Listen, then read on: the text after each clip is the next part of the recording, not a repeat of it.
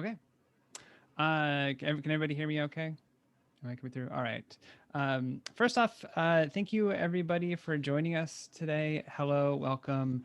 Um, this evening, we're here to talk about the work of the Central Coast Queer Archive Project. And so what we have for you tonight is a fairly casual conversational event in which we hope to explain a little bit about what our project is, who we are, what we've done so far, and what we're planning to do.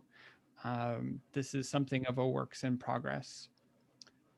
So to tell you just a little bit of overview about who we are, the CCQAP is a collaborative community-based effort tasked with documenting the history of queer and trans lives on the Central Coast.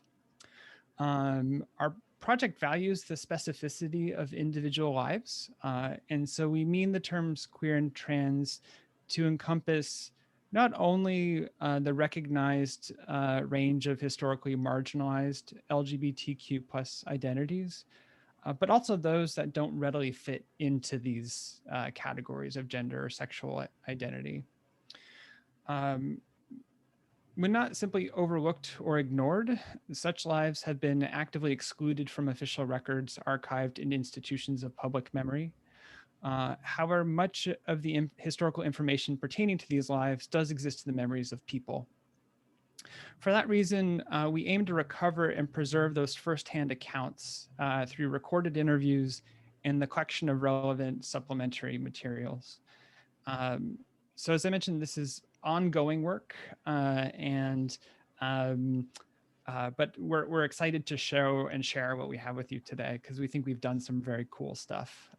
And I think we're going to start by just doing our own introductions of the team. And then we're going to talk about a little bit of each of the projects that we have going. We'll showcase some of our clips from interviews that we've done so far. And then we'll open it up after that to just general conversation about the project. So the first bit will go about 30 minutes or so. Okay. So first, my name is Stephen Roziski. I am the, it's a long one. um, I am an assistant professor at the Department of English and a member of the teaching faculty in Women's, Gender, and Queer Studies at Cal Poly. My research in teaching focuses on LGBT literature and culture. I do work on the history of sexuality and the history and theory of pornography. Um, I became interested in this project when I moved to SLO about in maybe about, oh gosh, 7 years ago now. It's been, feels like it's been longer than that. And I moved here from Buffalo, New York. And Buffalo, New York it's a moderate sized city. It has a fairly thriving kind of queer scene. It has 5 bars. It has a scrappy pride celebration every summer. Um, and so moving to SLO was a bit of a big change for me. And so one of the things that I became interested in is like, has it always been this way? Do people go to gravitate to San Francisco or to Los Angeles? What kind of culture has been here? What kind of history has been here? So I began to team up with some people in the community at this point, some of whom are here today, and some of folks who've kind of come in and out of the project. It's gone through several iterations over the past, say, 6 or 7 years that it's been working on it. And you know, it's been interesting to think about, like, what is it like to think about the history of kind of queer and trans people when you shift focus away from these big urban cities which tend to dominate the narrative. um, and so that's how I've kind of gotten involved in the project. And so I'm going to hand it over to um, we'll just David, I see you next on my screen, so I will hand it over to you to go next. Thanks, Stephen, and thanks all for having us. Um, my involvement with the project actually started in the summer of 2018 because of a newspaper story I saw referencing it in the Tribune, and it had to do with the Pride celebration that summer that the pride flag had been vandalized at the History Center. And in the course of the news coverage of that, it was revealed that the History Center was working on an oral history project of the LGBTQ community here. And I'm like, wow, I've spent like the last 20 years of my documentary filmmaking career doing oral history projects at New York University, the Conservation History Association of Texas. And so I thought, well, this is what a terrific oral history project to get involved with. And so I went down and I met with Stephen and Zach, who we'll meet shortly. And I think, I bring kind of, that was my intent, was to bring to the project the video and technology that's involved in getting these images and these stories onto the screen, because I'd had some experience doing that. And so that was how I got involved on the project. I don't know, I don't see any of our folks on the screen, so I'll turn to Zach because I can't see him. Isn't that what teachers do? They call on that kid who isn't paying attention. Thanks, David. That's the truth. Yeah. So I'm Zach McKiernan. I'm a professor of world history at Cuesta College. I'm moving into my 5th year, and I was introduced to the project while I was a board member of the History Center at San Luis Obispo History Center. And through that position, I was introduced to Stephen through a mutual colleague and friend, Eva. And we sat down one evening, and Stephen explained exactly what he just explained to y'all. And I come from a background of public history. I was trained as a public historian at UC Santa Barbara in the public history department there. And I've had extensive experience in doing oral histories with human rights activists in Chile and civil rights veterans in Virginia when I was on faculty at Hampton University. And I thought that the component of a very deliberate act of making history with lots of people who are not historians is a very powerful thing to build community around. So I'm sort of really interested in how this project has actually grown over the years, and you see it creating a sort of its own community, but also interacting, with different individuals and institutions throughout San Luis. So it's just a real honor for me to be here and to continue, to help provide whatever I can to the project from a perspective of public history. So thanks, David. Stephen, can I go ahead and pass the potato then actually to one of my former students, Michael Morris? I actually see you. Can I pass it to you, Michael? Yeah, thank you. Yeah, my name is Michael Morris. I'm an undergraduate history student at Cal Poly. I first got involved with the project when I was taking history classes at Cuesta with Professor McKiernan over there. I started doing just some transcription work and things like that when I first joined the project, and then I just finished my senior project at Cal Poly. I wrote it about the first openly gay organization in San Luis Obispo, which was the Gay Students Union at Cal Poly in the 70s. I've done some like newspaper archive research, and then some oral history interviews as part of the project. So it's been a great experience for me as a history student. I'm gonna go ahead and pass it on to Autumn, another former Cal Poly student. Howdy, folks. I'm Autumn. My pronouns are they, them. And I graduated Cal Poly last year in September of 2020. Currently, I am the co-founder and outreach/artistic communication or coordination director of Fourth Strike Records, which is a collectivist, queer-owned and operated music label and soon to be a nonprofit highlighting queer and marginalized voices using a fair royalty format. I currently am up in the Bay Area doing work as a sustainability fellow. And I got involved with the project in, I think, late 2018 after the Beacon Research Fellowship call went out. And so I was a research fellow for Stephen. Stephen was my mentor. I worked in the capacity of doing some of the background research as well as seeking out Lisa Dean to do an oral history with. And so you'll be seeing some of that oral history interview in a bit. This has been an amazing experience. This is an amazing group, and I can't wait for you to hear about us more. I'll pass it off to Mary. Hi, my name is Mary Waters. I got involved with the project, I think around the same time that David did, maybe around 2018. And if you've seen me, it's probably usually I help out or I run the like at Pride festivals, we usually have a booth where we're signing up people who are interested in continuing in finding out what the project is about. So or I also do background stuff like photo scanning if there are photos and writing metadata for those, things like that. My experience has been great so far, and I'm really looking forward to having more interviews being done this year. And I'm going to go ahead and hand it off to Dylan. Hey y'all, I'm Dylan. Michael Canterbury Baker, that's what the MC is, but I got involved with this. It's horrible. I can't remember if it was late 2019. I think it was either really late 2019 or really early 2020, but I'm the Cuesta College intern.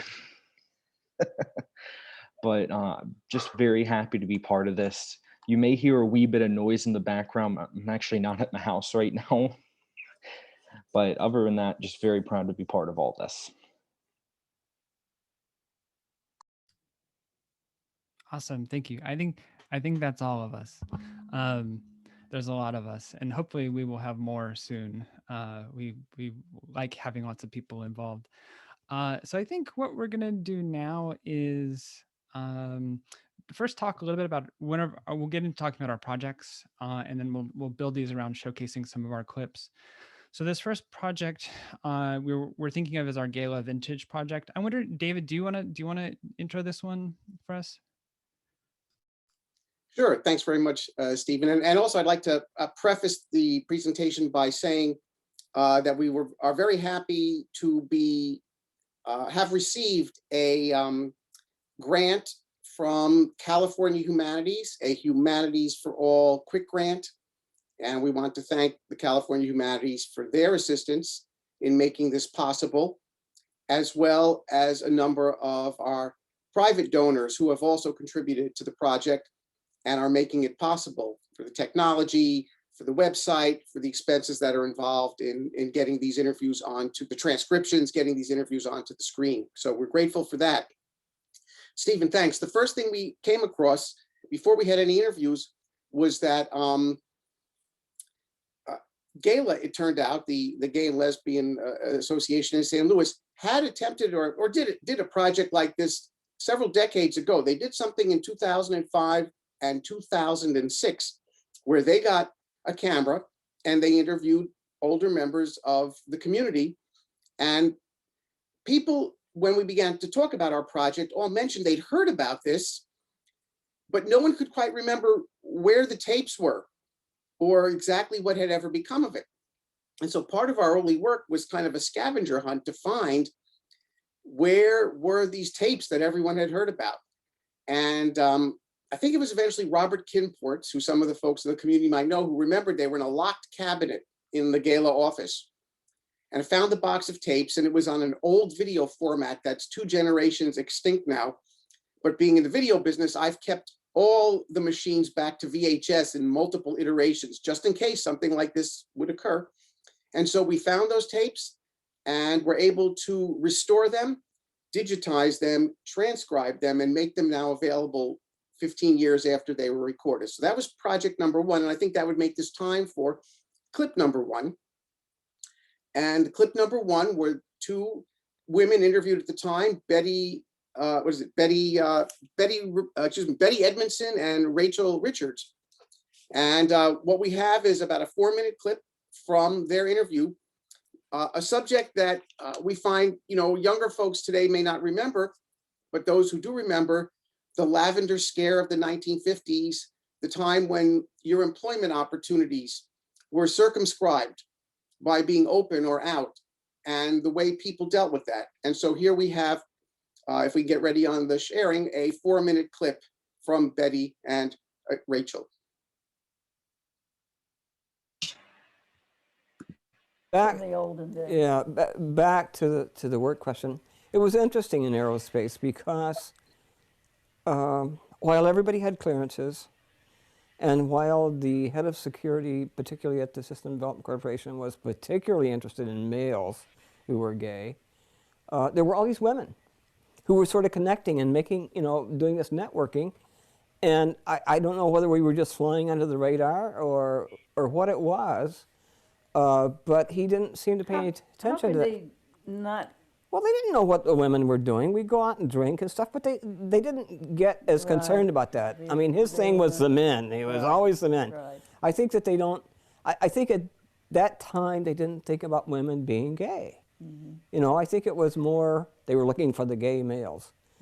And I remember when Duke left, when he quit, Neil Bullington said to him, "I thought you and Rachel were going to get married."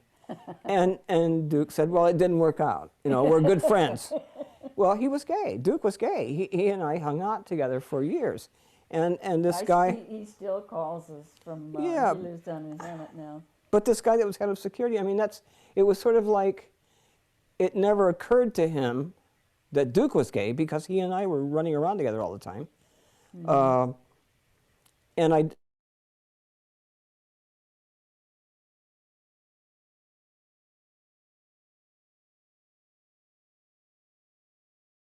they were trying to get him out and that kind of stuff. But it was just it was a strange kind of thing. But there were so many of us. And the other thing is that I think, for me, I decided early on, and I know that they were after a lot of the guys, and they got some of the guys out, okay? I decided early on that if they came after me for being gay, I would fight them. Because I never considered myself any more of a security risk than anybody else. Because, truth be known, anybody can be blackmailed. If somebody held a gun to Betty's head and said, "You have to do this or I'm going to blow her brains out," you can bet your sweet life I'm going to do it. And I think anybody else would do that with a partner or whatever. So from that standpoint, it's a level playing field. Right. And just because you're gay doesn't make it any more of a risk, as far as I'm concerned. Never has been, never would be.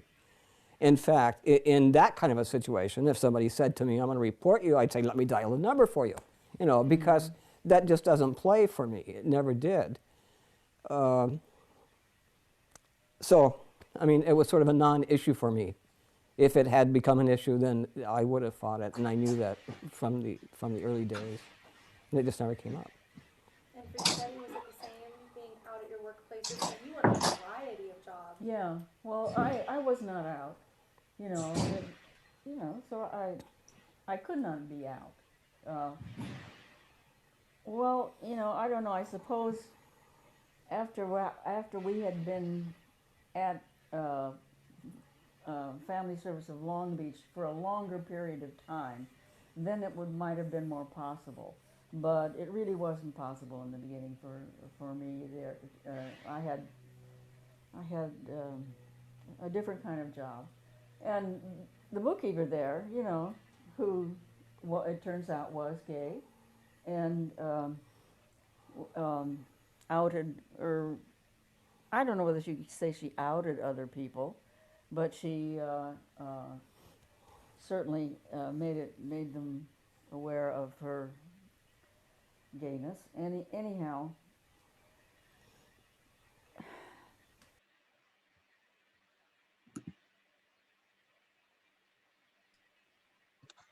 So I think I just wanted to check, was there some significant drag on the video for people watching? Okay, I think one thing that might help is if folks turn off your cameras when you're not speaking. I think sometimes that helps with improving the quality of streaming. So I think that can assist. The other thing I just wanted to mention is that you can also get subtitles by clicking on the live transcript option at the bottom of your screen. So that should help too, I think, with some accessibility issues.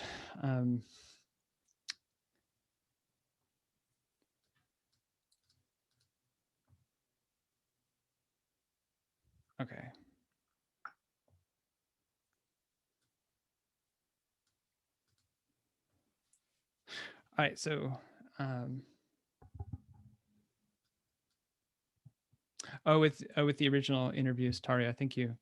I also wanted to acknowledge too that all of the videos that we produce for the project are being placed on our website, but we are also working with the special collections and archives at Kennedy Library at Cal Poly, who is the main repository for these materials, so that they become publicly accessible for researchers and educational use there as well.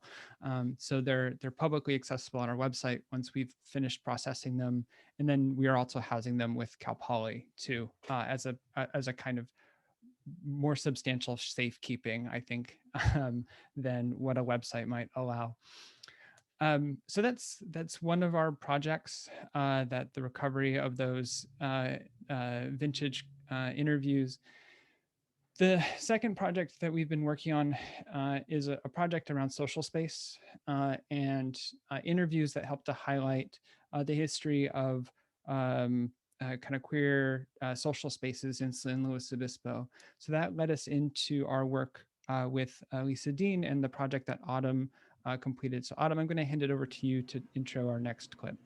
Wonderful. Yeah, I came on in my fellowship to work on the Queer Social Spaces project. And so my main focus was on finding out some old social spaces that were known as queer places in like the 80s, 70s, 90s, somewhere around there. And there were two spaces we found. One was Journey's Inn, which was a kind of wine, beer, very hole-in-the-wall bar. And the other one was Breezes, which was headed by Lisa Dean in its later years. But it was not an easy task.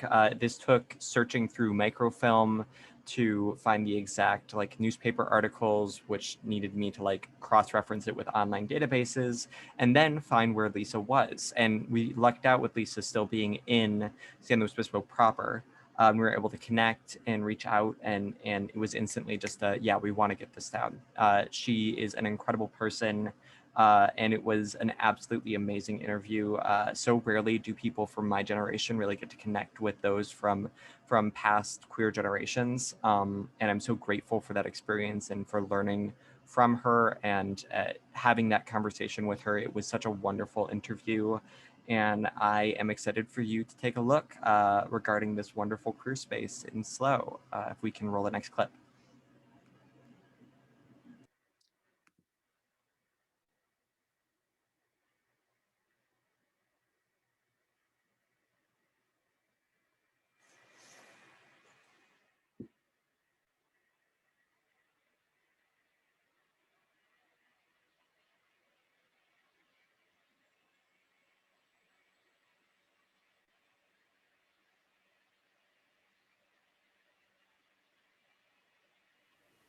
Two of my very best friends, Steve and Mary Kay, they were on vacation, and I guess they thought, it's time for a bar. How can we do this?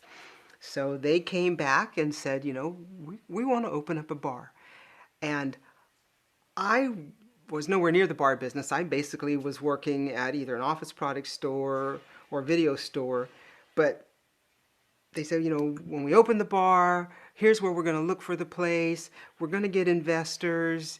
And, at some point in time, we want you to come in and you're going to learn how to work in the kitchen. You're going to learn the door. You're going to work the bar. You're going to do all these things. I'm like, okay, great. I've never done this, but okay, I'm willing. So they started the process. So the building that we were in is on Los Osos Valley Road. And again, back in the day, back in the San Luis day when things were small, it used to be a place called Shenandoah Inn. Now, history. It's way history. There was really nothing out there but this little strip mall. So they had Shenandoah, and then another little bar came in after that, and it closed, and it was empty. And so somehow they got several investors. They talked to the person who owned the bar, got a good lease, and started construction on it. So what I got to see was bits and pieces when I would go at night as the painting went up, as they put in the railings for the dance floor, the DJ booth in the corner. You know, it really was a nice bar. And Steve wanted it to be a bar, a restaurant, a place where everybody of all ages could come, because our community, you know, starts at the 21 up to the elders.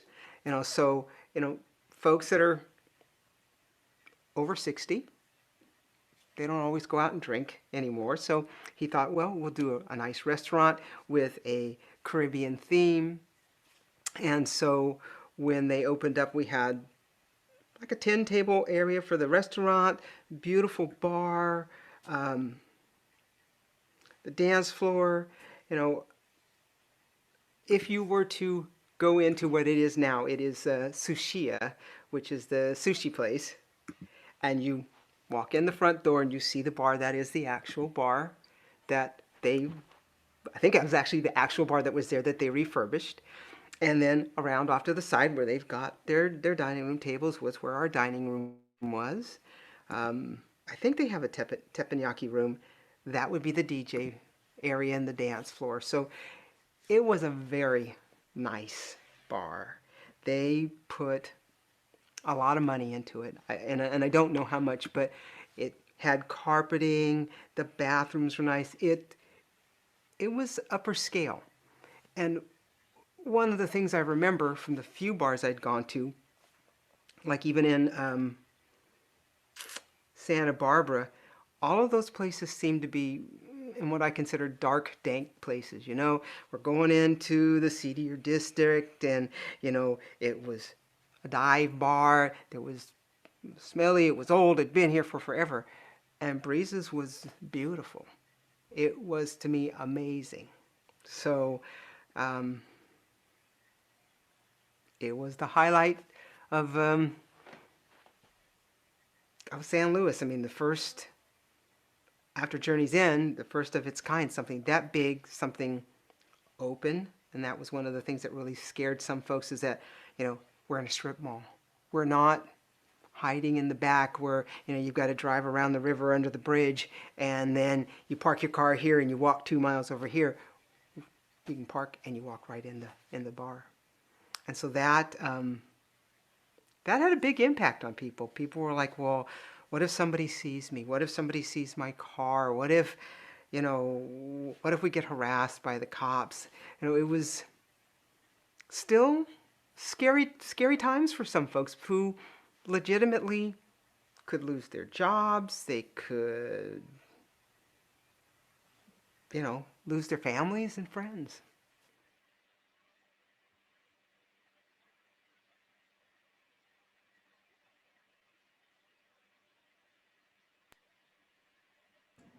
I highly, highly recommend going to check out the full video. It was an amazing interview. We touched a lot on everything from Lisa's background, Steve's background, who founded the bar with Mary Kay, as well as kind of what Lisa would like to see in the future of San Luis Obispo. It's a wonderful thing, and I'm going to hand it back off to Stephen and David to talk about the next project.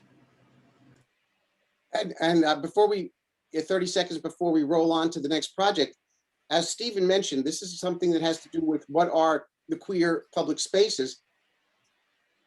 For National Coming Out Day, I guess it has to be 2019 because it was before COVID, we actually organized a reunion in the current Sushiya restaurant and put out an invitation.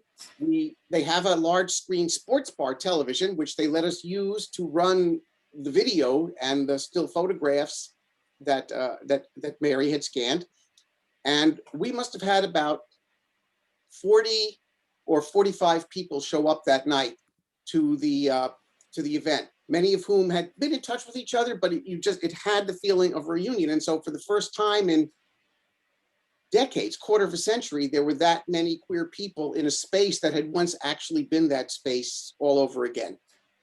And so that's kind of as the public history part that Zach had alluded to about where the role of space and what the buildings stand for and what they meant. And so anyway, that's just the tagline for, and thank you, Autumn, for the wonderful narration for that last clip. I think the next clip we should go for is Kelly Rose, who's, I believe, possibly on this Zoom. And maybe Michael, since you organized that interview, you might have a thing or two to as by way of introduction. Yeah, did you want to talk at all about the Cal Humanities project before that, or no? Well, I mean, I suppose, you know, no, I think we should go to the Kelly Q Rose thing. Okay. Yeah. So this interview that we did with Kelly Quiros, we did that in fall of last year, and this was when I was kind of starting to write my senior project about the Gay Students Union at Cal Poly, and I had been searching through different newspaper archives and some documents from the special collections and archives at Cal Poly to kind of, I don't know, learn about this history. And through the newspapers, I was able to find the different names of some of the old GSU presidents, and I was scrolling through like Facebook and other social media sites to try and find one of the any GSU member from back in the 70s or 80s, and I was able to get in contact with Kelly, who was the GSU president in 1980, and so we were able to talk with him about some of the different activities the club put on, what their membership was like, and what it was like to be a part of that organization. So without further ado, we can throw on the clip. Kelly kind of talks about one of the events that the GSU put on in 1980.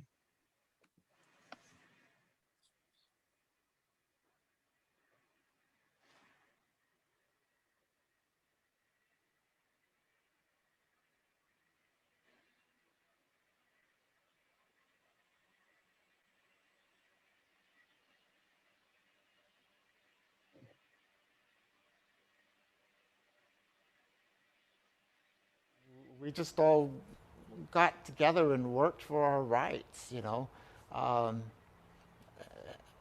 and support. I don't remember, other than our working on putting together the Cal Poly GSU Poly Royal booth that we did that year. That was a big thing for our club because, like I said, we went to West Hollywood. We got information, people's names, dates, through history. We did a timeline. You'd think we were a bunch of artists, but we were tracing these pictures off of something that we found down there, the material, and I don't know if we then blew them up and then traced them, but you know they became part of the booth, and which seemed to be well accepted at Poly Royal. We didn't have any problems. I did spend the night inside of the booth the Friday night before Saturday. You know, you do the setup on Friday and then Poly Royal starts on Saturday, and so I stayed the night in the booth, and I remember noises, but I don't think there was any issues. And then some of the other club members came by to see how we were doing, and it turned into a little, you know, gathering, social event, party, whatever. And but the weekend itself was uneventful at Cal Poly, and then at some point in time, and I meant to look it up, I don't know the dates, but we took the booth down to Santa Barbara. There was some Santa Barbara event going on, and it was funny, this woman and I drove down to Santa Barbara, and we set up the booth. Oh, and we did this big drive in a U-Haul vehicle. It was like, I don't know how to drive this thing. And she drove back, in fact. But we made it, set up the booth, and the booth was designed by our vice president back then, who was an architect student. And you know, we had lattice up on the top, and you had the big landa. So it was like that was where you enter in, and we had the timelines on the inside, and to exit out the back, we had like a little closet with colorful hangers hanging on it, you know, so you symbolically walked out the closet after you've done the look at the timeline, and so I just wanted to do what we could do to get visibility.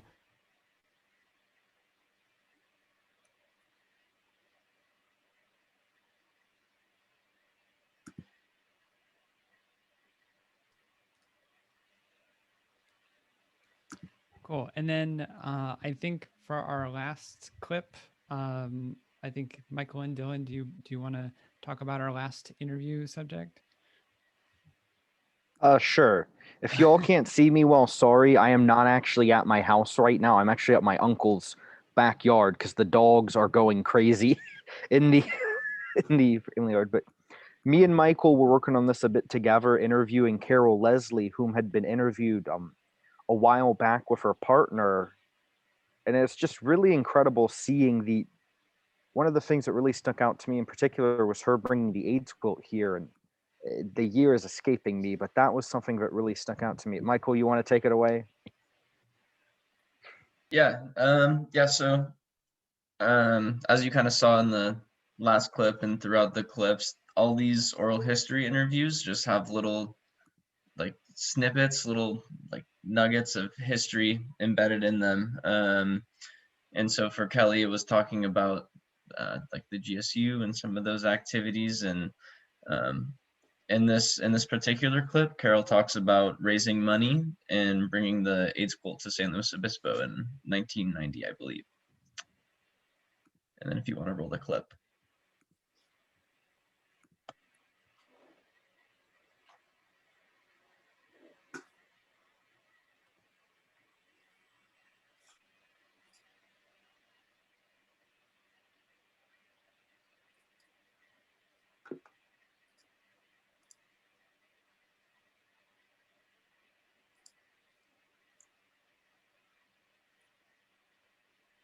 Oh, the other good thing that we did is we raised money to bring the AIDS quilt for the first time, and we had it at Cal Poly, and it was very expensive.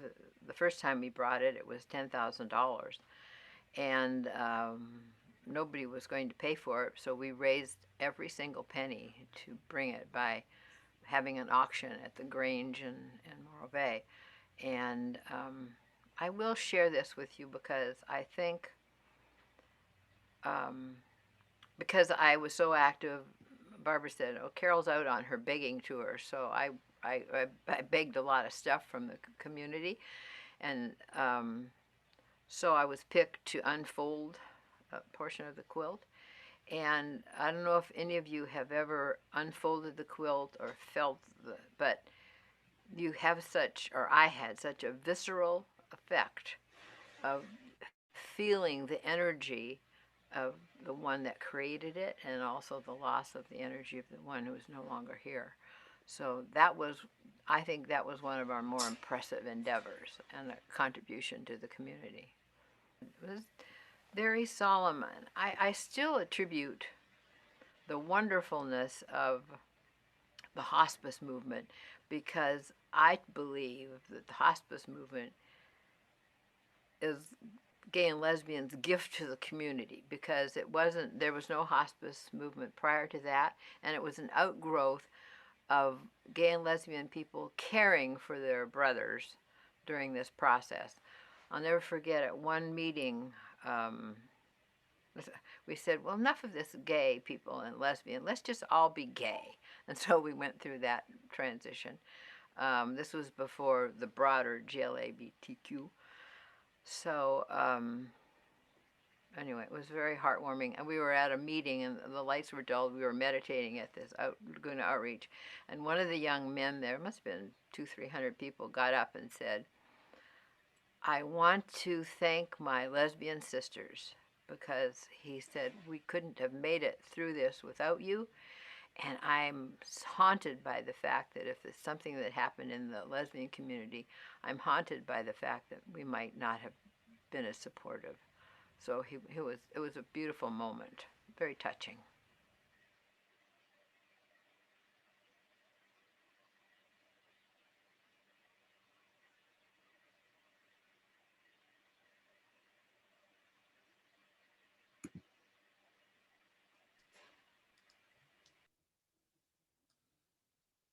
Awesome. So I think those clips and the kinds of introductions that our awesome student and community participants have made give you a sense of kind of what we're working on. We are looking to do more and more interviews, and so we welcome contact from people who might be interested in serving as one of our narrators, our interview subjects. We're a small volunteer team, so we're doing this in our off hours, so we may not be as kind of fast as a professional organization, but we will do our best to kind of respond to your emails and kind of contact requests, and if so please do reach out to us if this is something that you think you would be interested in doing, or if you have materials that you think would be good for us to take a look at, and what have you. So I think this might be a good time to kind of open it up and just hear your kind of questions or thoughts, or feedback about the project. And we're done with clips, so you can turn your cameras on so we can see your beautiful faces. Or if you don't feel like you're camera ready, you can keep your camera off. Actually, it's an interesting point Stephen makes. I think that, of course, the project was gung-ho and ready to go, and then COVID hit. And, a theory people had is, well, why don't you just do this over Zoom? And I think what we just saw happen with sputtering video is one of the reasons why we've waited until the situation abates so that we can truly present people as they would wish to be presented and in a way that preserves and memorializes it. We're shooting this in high definition video with the fine audio that we can get, and make sure that the archive is in the current technology so that it has legs and durability in a constantly changing electronic media environment. And again, I do point out, as Michael mentioned, that we do thank the California Humanities for their quick grant that is allowing us to pay for the things like the transcriptions. And as we learned during that last video with Carol Leslie, the burned out light bulbs, because they do blow out sometimes when you least expect it. So yes, with that, Stephen, I say, great, let's open it up for those who are watching and who might have, I guess, is Isla, are you moderating the comments? Yeah, I'm moderating the waiting room and the comment area. Well, I just wanted to make a quick comment. I'm logged in under Chris, but it's Lisa Dean here, and I made it, and nice to see everybody. And I just wanted to say, Nice to see you. Thank you. It's very powerful, and I haven't really watched it all in its entirety, but every time I see a clip, it really kind of gets me in the heart. It was really wonderful working with both David and Stephen and Autumn and everybody on the team.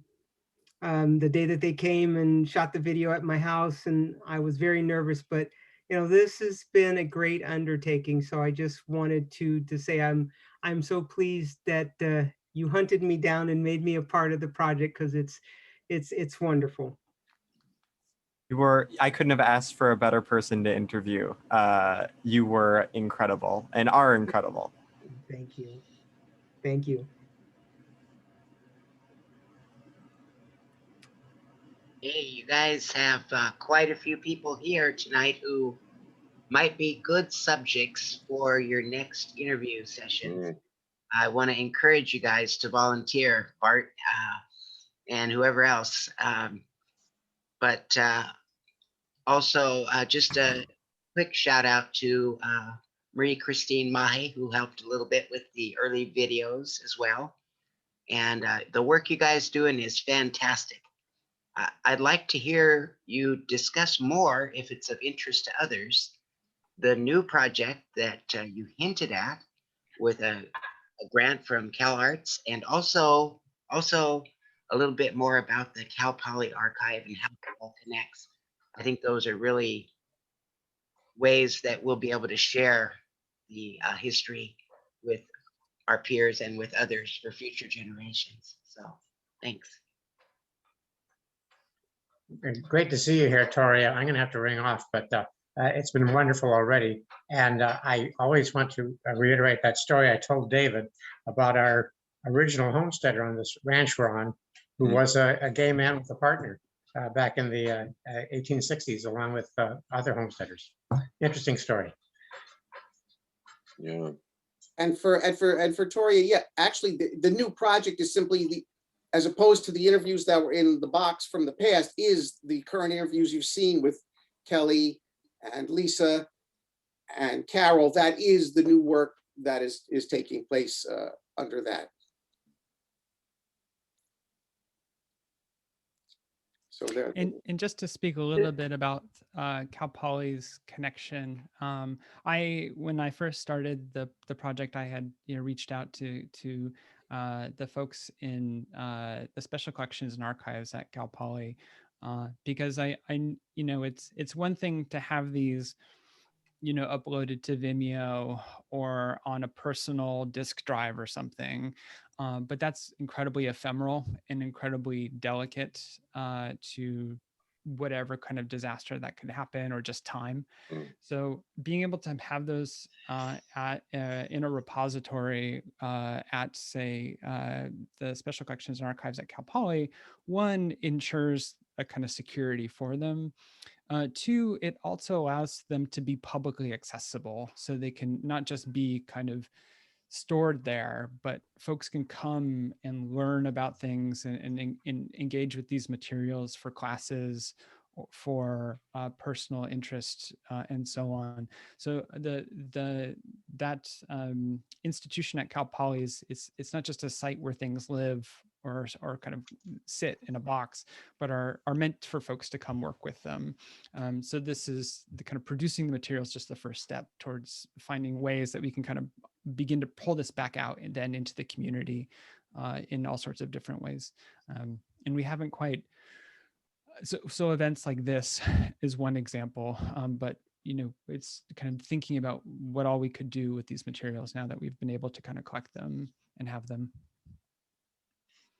I'd also, sorry, I'd also just like to start one more thing. I think that was part of the grant, and it's the sort of a byline, is what you're seeing sort of behind the work is an intergenerational sort of sharing across, again, generations. So we have young students like Dylan and Michael and Autumn, they're connecting with elders, and they're through this sort of narration, there's a sort of shaping of memory around particular stories and storytelling. So it's very, very important to convey history to younger people. There's that component, and there's also a component too that's I would say that's happening within the group itself, the project itself, when you have professionals like David and professionals like Stephen, scholars who are teaching the young students how to be successful narrators, the sort of nuts and bolts you need to create good sort of good oral histories. So I think the intergenerational sort of byproduct is also something to think about, that's sort of embedded in the grant. I also wanted to mention that I used to work in radio for many, many years. So I have a whole bunch of air check tapes from the television or the radio show, Closet Free Radio, that I did for 20 years up in Santa Cruz. Some of the interviews, though, are with people that could be interviewed here as well as there, like Cleve Jones, a bunch of others, Harry Hay, probably the most famous one I had was probably Harry Hay, but he was fascinating. However, what I wanted to mention was you were talking about the Gay Student Union and being one of the oldest, if not the oldest person here today. I remember that very fondly when it met actually at the university, also met above the Dandelion bookstore downtown San Luis, and that was Gay Love, sorry, that was Gay Student Union. But the Gay Student Union also would go once a week out to Hojo's, Howard Johnson. So every time you go into Taco Temple, remember you're going into an LGBT queer bar.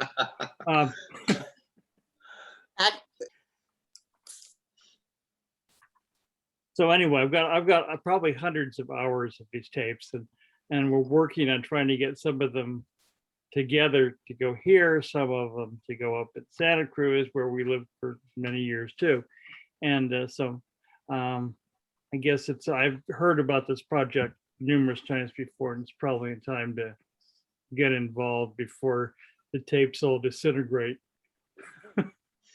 And incidentally, if you're looking at old tapes, I still have some beta. So if anybody's ever even heard of beta. No, I've actually copied beta, but are your tapes on 7.5-inch reels? No. Actually, most of the tapes I've had are just the audio tapes, because I did Closet Free Radio for 17 years up in Santa Cruz, the longest running LGBT show in the world, actually.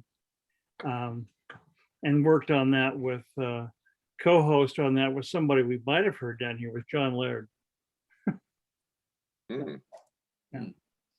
Well, actually, it's funny. Kelly mentioned the Howard Johnsons in his interview that we did. And just as we had the Sushia event, I'm thinking it would be great fun at some point when enough of these interviews are collected to once again have an event. And it's Taco Temple now, but it's a big enough space in there with the counter and open space. Celebrate a certain milestone for the project by having everyone go back to. Can even tell you which part of the room was the bar. Oh. Wow. That's really cool. And I think we would, if you're, would be willing to let us like listen to the tapes or have the tapes at some point, like we would be very happy to take them. So that's amazing. And the radio, I haven't heard of the radio show before, but I'm like super curious it's about from it. UC Santa Cruz, the NPR station there. Yeah. Oh no, thank you. It's still going, actually. Oh really? Okay. Yeah. That's partly what we hope to get from these moments where we're able to kind of share our work back out, is that like we learn things. It's like why it's an in-process project. I don't think it will ever be finished, because we're constantly learning and adjusting and kind of taking in new things and finding new threads that we need to chase down. So it's partly what makes it fun too, or makes it a lot of fun actually. And it could lead to a form of activism, because as Stephen knows, we had a screening for the Queer Crowd group of college-age students a couple of years ago. And we showed the clip with Lisa. And the oohs and ahs in the audience of these young 20-somethings. And when the clip was over, you could hear a rising. Why do we have a place like this in San Luis now? There are so many more people, and it's so much more open. Why shouldn't this be? And that's, well, there's an activity to take on. Why isn't there a place like this in San Luis now? When in the research we did around that time, it turns out that there isn't a queer bar between Santa Barbara and San Jose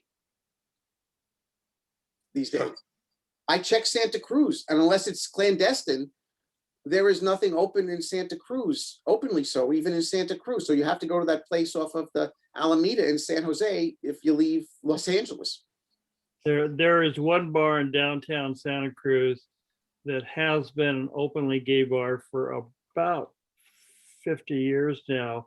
And about 10 years ago, they decided just to become a dance bar, and it's still primarily queer people, but it's not exclusively.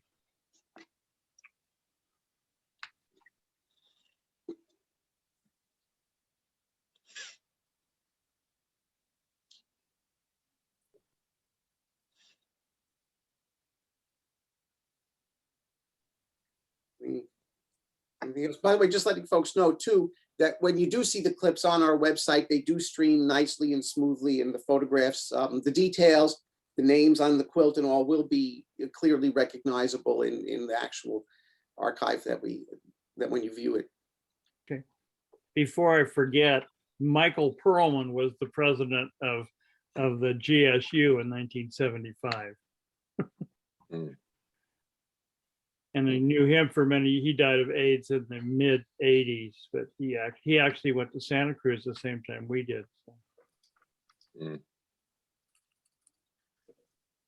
Then I might ask too, if there are any educators in the audience today in education, and you have senior high school students or other professors at the two local institutions, and you think you have students who might like to join the project on the student interviewer and research end, also please feel free to contact, well, ask them first and then let us know if they are interested, because as as Zach said, the intergenerational component of this is clearly one of the most rewarding parts of it.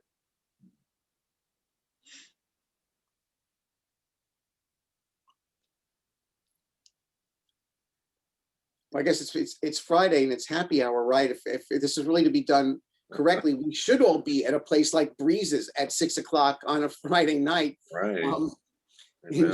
enjoying this. And so yeah, it's something that we can all look forward to. Another point, and I think to what Stephen said too about uses of it, for those of you out there, for example, who may be doing the trans education programs in the schools or other related things that the Pride Center has done in terms of that education, when all the stuff is eventually posted and you have the transcripts, it's open source. What happened with the work I had done in Texas, which is interviewing an older generation of Texas environmentalists. I always like to say the most endangered species in Texas is the environmentalist. But even though that's one of those states that teaches to the tests the way that educational thing worked, they managed to find ways to incorporate a few minutes here, a few minutes there of those interviews into the curriculum. So those who were looking to do curriculum could maybe excerpt a bit of text or a few minutes of clip that could be useful in the curriculum, and it's open and available for those who might want to use it that way.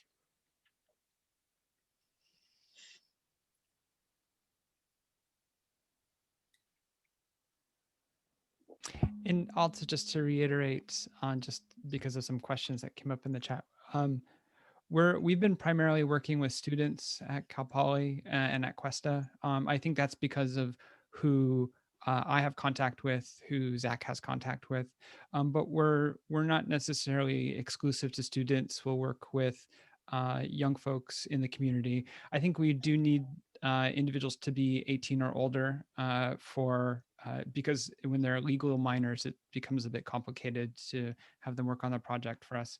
But 18 or older, we can work with them. And I'll stop with that also.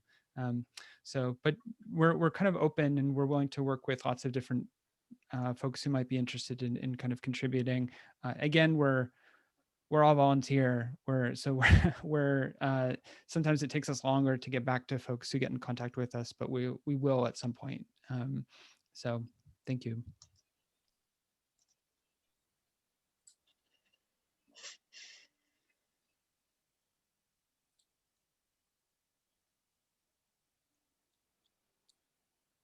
Thank you, Laura, for dropping the records that was mentioned earlier of the Gay Student Union in the archives of Cal Poly. You can visit or look into that in this link in the chat.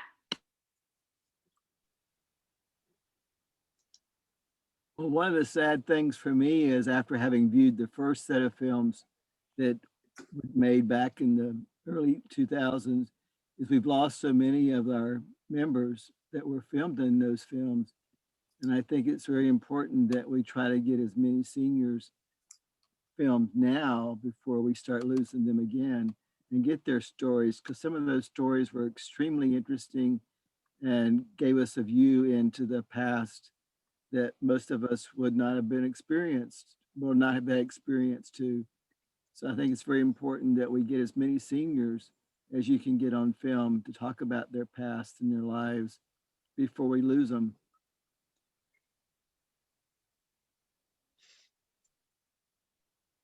I absolutely agree with you. It's I think one of the reasons why we've prioritized interviews with elders in the community, and so we're going to work as fast as we can and try to get as many as we can, I think.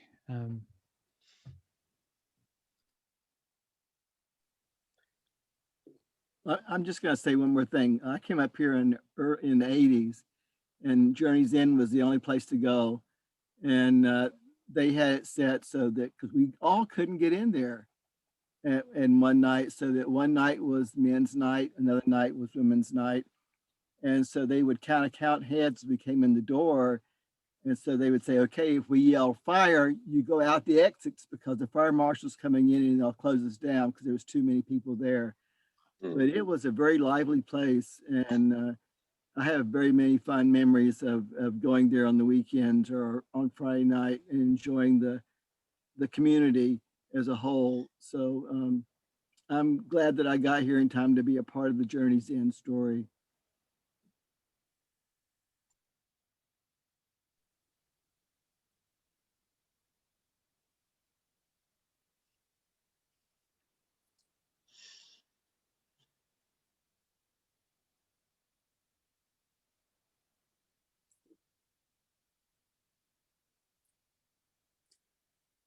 Like I said, Stephen, one more time to let folks know the easy to remember website is sloqueerarchive.org. And you'll find the contact information there as well to reach out to us. And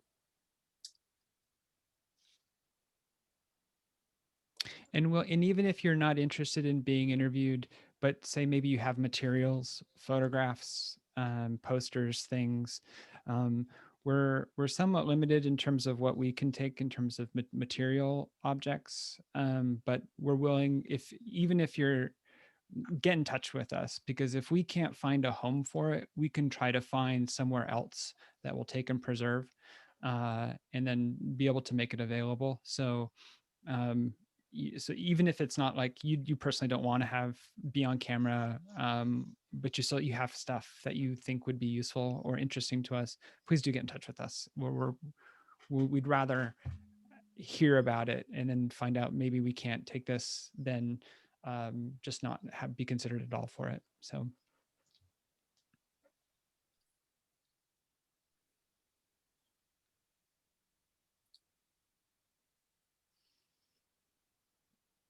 By the way, is it okay if I actually ask a question regarding the whole intergenerational stuff?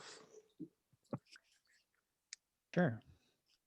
With everyone here who's who's older than me, what was it like actually making places in SLO County? Because I'm actually originally from DC, but came to SLO about 3.5 years ago, and SLO is a very different place. My nickname for it's Baby Dixie.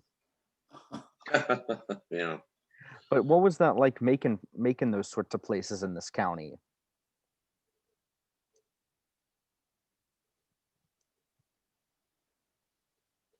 I guess I can kind of speak to some of that. So when the bar opened in '98, I've lived here in San Luis since 1981 and went to Poly, and I've had several friends who have described the area as Wonder Bread with Miracle Whip, and it has since evolved. And I still find it a good place to be, but yes, there's still a lot of work that can be done. But back in the day, when my friends Mary Kay and Steve opened the bar, people were pretty open to having a place. We didn't get, at least for me, I didn't get harassed. We didn't have a lot of problems that went on. I still considered, back in the '80s, back in the '90s, that San Luis is still a very what I call conservative place. So in terms of color, in terms of, gay folks, it's not outright hostile. And, I don't know if in the last 4 or 5 years it's really changed and gotten a little worse, but I still considered back then San Luis a great place to live. I think overall, in terms of opening bars and restaurants, whether it was a gay bar, straight bar, whatever kind of bar, it was the whole bar issue because of the students. They didn't want everybody drinking, driving. I mean, and we've all done a little bit of that in our time. So, I I think there's always going to be a little bit of that. I think we could live in a worse Baby Dixie type of place. And I like your little nickname for it, but we didn't encounter a lot of trouble then. So I don't know if that answers a little bit of your question. No, thank you, because I've seen the extremities of. I also was living outside Sacramento, so I've seen the more extreme stuff that's not heavily reported on in the newspapers, but most people know is happening. Right, right. Well, like I said, it's not perfect. Aye, but it's really nice. Yes. Plus, no snow. Yes. Can't beat no snow. I love it. Well, when I got up here in the early '80s, we had jobs, you worked, and then you had little communities that you socialized with, and we really didn't make a big blast into the community. We were just sort of like on the fringes, and we kept quiet because of the area, and we didn't want to lose our jobs or our housing or anything. So we had our friends that we socialized with, and the Journeys In and Breezes were the only times we really came together as a group. And so those were socializing as a group. But at the other times we met at somebody's house or we did things in a little quiet manner because we didn't want to bring attention to ourselves.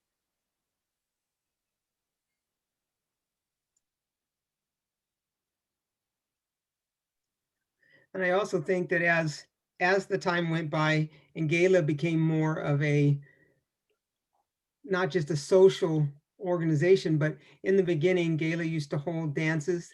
Do you remember maybe out at Portuguese Hall, going out towards 227, the Grange Hall? They tried to bring us together. And I think that was one of the big things, like he was saying about Journey's End. That's when I first came out, and it was a tiny hole in the wall, and we used to pack it. But it was really nice to be able to socialize with our own people, and feel okay, and know that this was your weekend, or Thursday, Friday, Saturday, Sunday, and then you had to get back to the straight world, the real world. And if you couldn't be who you really were in your job, then at least you had that outlet.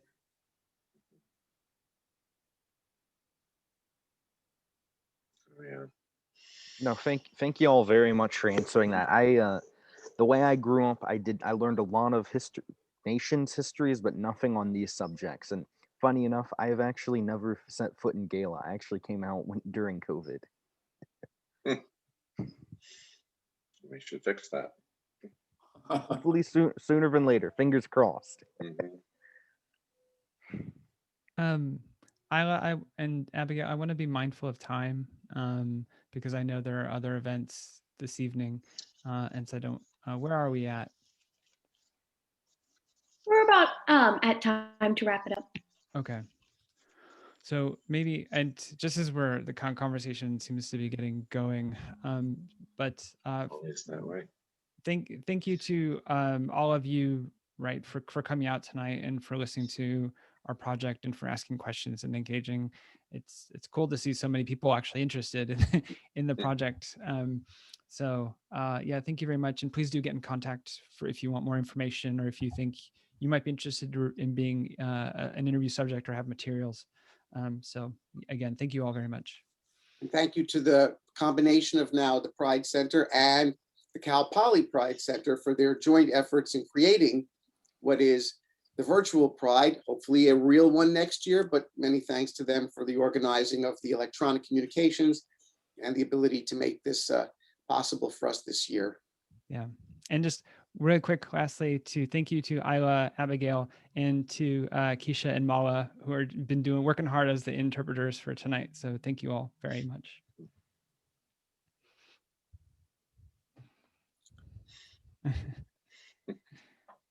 Thank you.